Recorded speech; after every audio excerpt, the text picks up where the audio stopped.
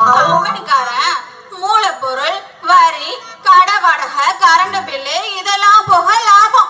இத்தனை செலவையும் வாங்கி உபயோகிக்கிறவன் தலையில கட்டி கொள்ளை அடிக்கிறானுங்க. ஆனா ஒரு விவசாயி தன்னோட விளைபொருளுக்கு விலை நிர்ணயம் செய்ய முடியுதா? எல்லாரும் ஏமாத்துறாங்க. வியாபாரி கேட்கிற விலைக்கு கொடுக்கறான். அன்றாட விலை நிலவரத்தை பேப்பர்ல வேற போடுறான். விவசாயி உழைக்கிறவன் முன்னேறவே முடியல, மேலும் மேலும் கடங்காரன் ஆகிட்டே இருக்கிறான்.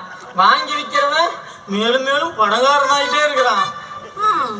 ஒழுங்குறவன் கணக்கு பார்த்தா கொலைக்கு கூட மிஞ்சாதுன்னு சும்மாவா சொன்னாங்க? 160 கோடி பேர் வாடிக்கையாளரா இருந்தோம். நட்டத்துல ஓடுற ஒரே தொழில் இந்த விவசாயம் தாயா. சுழன்றும் மேற் பின்னது உலகம்னு வள்ளுவ பெருந்தகை சொன்னாரு.